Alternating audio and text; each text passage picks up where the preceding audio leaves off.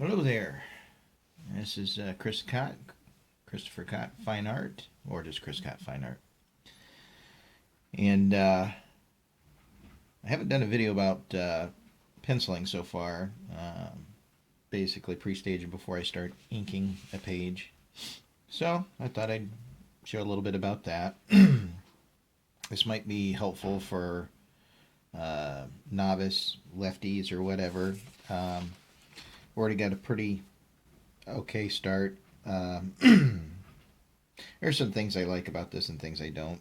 Uh, and when I get something like that, typically I will go ahead and ink it, um, because a lot of times, whatever I don't like about it, I can fix in the inking process. So, and got the little dragon head, and I don't know if you can see this too well because, crappy camera, but he's in this archway of this mountain, and these are basically going to be trees. I'm just going to texture a little bit pencil wise because the rest I can do with ink. I don't need to pencil every leaf.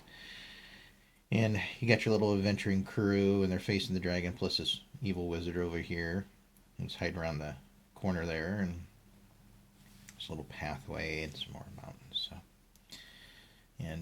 So yeah, so we're going to start there. One of the things I've learned as a lefty is, we tend to hook so we can see what we're doing.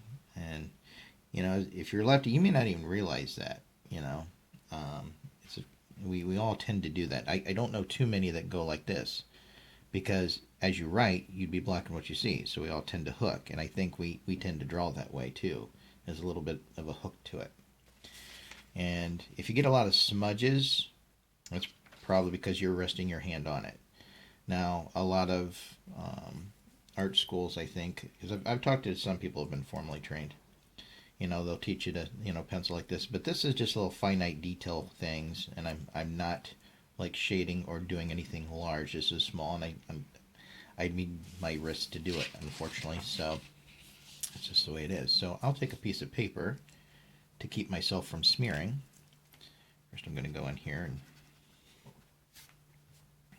see if I can get this in camera view and get most of the area out of there, but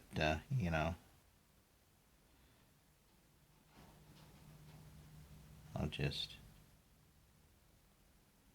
put in some rough foliage to kind of give the idea. And you don't have to sit here and draw every stinking little leaf. I mean, you kind of abstract it a little bit. I guess the proper term would be it's a bit of an impressionistic kind of sense where it kind of meshes and blends. It's just, it's a texturing technique. So, but I'm just putting in a little bit here and there, just enough to kind of give me the idea. So when I go in there and I start inking, I remember what it is. Because Monday, this is Monday, by the way. Mondays are a big art day for me. My wife is working at the church, so I'm left here to fend for myself. So I will usually pre-stage and pencil about 3 or more works. And,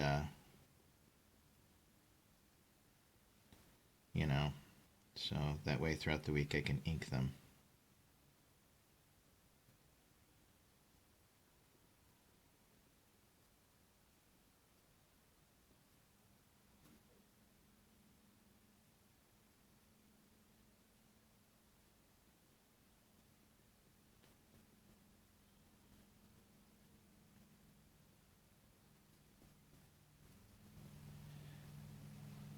A lot of this to you may not make a whole lot of sense. But I'll also be inking this later. This is just, penciling, it's really only important for you to understand if you're the one doing it.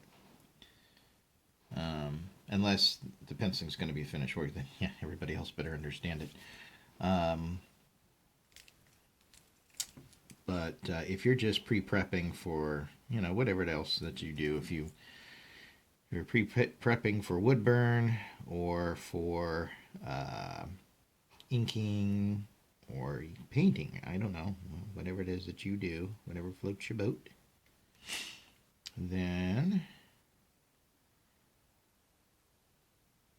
it just needs to make sense to you so you can remember when you get to the next stage. Everything else is irrelevant. I mean, even if you're demonstrating, I mean, don't lie about your process. Um, People will either understand or they won't. If they don't understand, well, you know what? Maybe they're just not an artist by nature, and then just let them marvel at what it is that you do. But don't fake your process. Teach what is genuine. Teach what you actually do. If you're not demonstrating, well, screw it all. Just do what you do anyway. So, one way or another, do what you do. And sometimes I might, write in little notes, like if I'm, like the trees. If I think for 1 second I won't fully understand that, then I'll write in. Usually I'm pretty good now where you know, just by putting on a few lines, I know what that means, and depending on what it is, and I can go back to it and full well know my own little visual language. Like with these right here, I could just ink that without really penciling it, and I'm probably going to get to that point. I just want to do like a couple of them real quick to kind of get an idea, and also to so I can kind of sit back and look at it visually and make sure that's what I wanted to do. And I've been doing this weave thing a lot lately. I'm really digging it. Really enjoy it. So I'll do that, and that'll kind of go up, and that'll go up there. I still don't know what I want to do with this. Might just leave that be for now.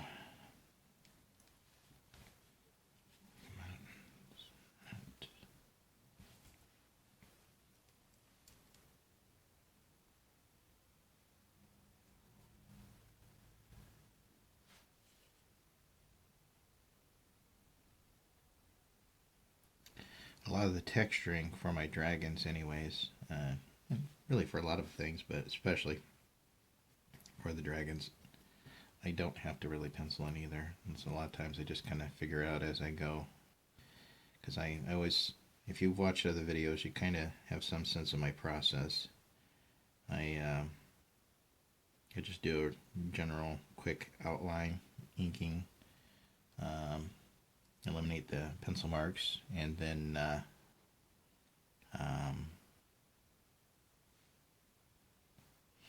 then I bold line it to make it pop, because it's illustrative, I'm not trying to do something that's... I'm going to get into some more photorealistic stuff later, but for now this is like for a coloring book. It's heavy illustrative, and inking is not something I usually tend to try to make photoreal. If I'm going to do something like that, I'd rather wood burn or etch it on the granite or something other than paper. Unless it's watercolor paper, you can wood burn watercolor paper. I don't know if you know that, but now you do. So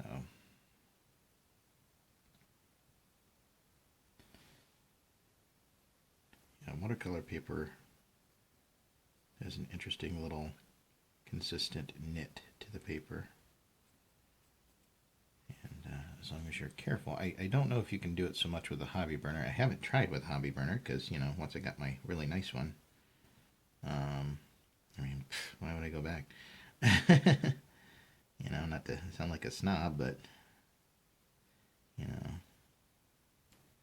get something that's incredible, it works great, you're not going to go back to, hobby style of doing things. But there's a lot of people with those hobby burners and do amazing stuff. mean, people think my patience when it comes to my art is good. I mean, you have to think about people who consistently use the hobby burners. That takes a lot of patience.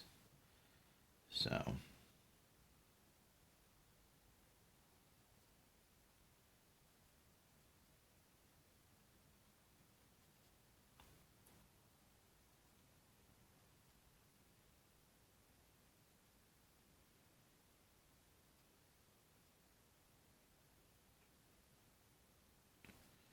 hear any weird little noises in the background? That's my cat.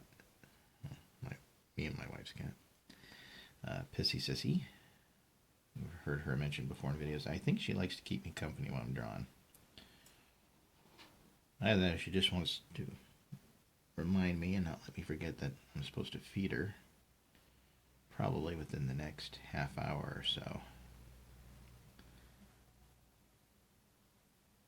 If that doesn't work, then Mr. Squishy will be by to holler at me too. So he's our big fat orange cat. So sorry if I sound a little plugged. It's because I am. So I don't think it's a cold. I think I'm some kind of allergies or something. So your body goes through some kind of chemical change every 7 years, and seems just recently I've not usually had too much of a problem with allergies. It's gotten a little bit worse lately. Lucky me. I think I'm going to keep all this kind of intentionally dark.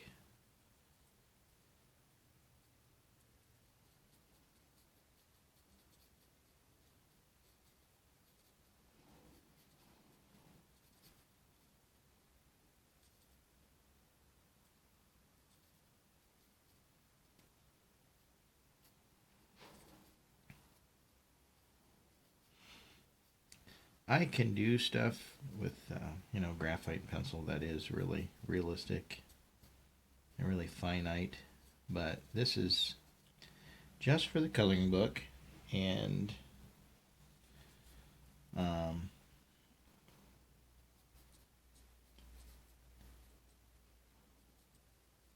I said before, I just kind of rough it in to where I know where I'm at and what I'm doing. It's really not important to me to put in every little detail, because who really cares in the end, you know? You're not going to be seeing that anyway. You'll be seeing whatever it is that I finish in ink. So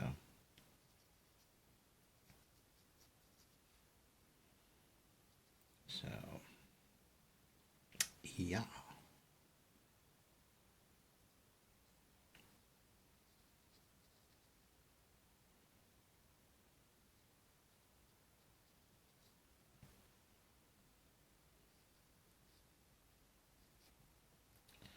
But this is just a quick video. I might do another one of my penciling. Most of this was done. This is just trying to... It's more to explain some things than... Because you can see that, like with the rocks, I mean, I barely have any idea of what's there. And the same reason for the leaves. I'm not going to waste all that time penciling it just to go back and ink it. Now, if you lack the confidence, it's not a put down. There's things that I draw that I don't draw a lot, and I may lack the confidence in, and then I'll go back or I'll go and I'll pencil it out pretty fully. And in fact, it takes a lot of cleanup because I got pencil marks everywhere. And I'm just constantly laying lines until I tighten it up to what looks good to me. And if that's what you need to do, that's cool, you know. But you should endeavor to work to an area or a point where you don't need to do that. Especially if you're trying to do this at some point for money. You know, this time is definitely money. And I don't care what anybody says. There's this new cliche political correctness bull crap. It's trying to say, oh, well, time really isn't money. Yes, it is. It is. Don't listen to them. Listen to what I'm telling you. Time is money. If you value your time at all, if it has a value to you, it is currency. It has value. It is money. It is time you take away from your family, time you take away from your friends. You know, yes, you may enjoy doing your art, but it's still time away from the people you love or other things that you could be doing. So it intrinsically has some sense of value. It's currency. Time is money. I'm going to stop there before I go on too much of a lecture about it. So there it is. Okay, well, we're going to stop there and move on to another project. So, all right, blessings.